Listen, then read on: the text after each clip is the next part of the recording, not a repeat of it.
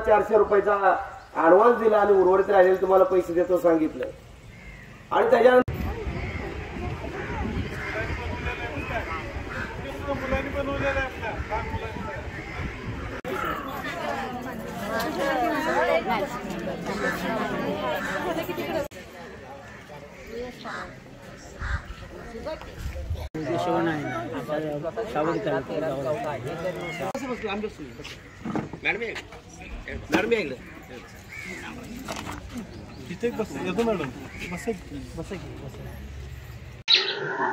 चांदोली परिसरातील मनदूर येथील हुतात्मा स्मारक परिसरामध्ये गेल्या 36 दिवसापासून चांदोली प्रकल्पग्रस्तांचं आंदोलन सुरू आहे।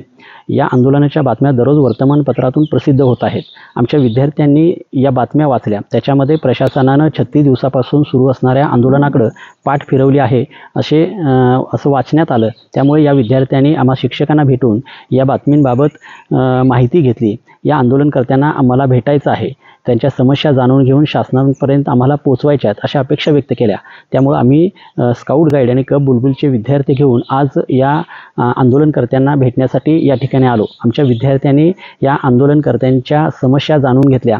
त्याचबरोबर गेल्या 36 दिवसापासून त्यांचा प्रवास या ठिकाणी कसा सुरू आहे, शासन त्यांची दखल का घेत नाही, त्यांचं मूळ गाव कोणतं, पुनर्वसन केलेलं गाव कोणतं, त्या ठिकाणी त्यांना सोयीसुविधा मिळाल्या आहेत का नाही याबाबत सखोल माहिती घेतली।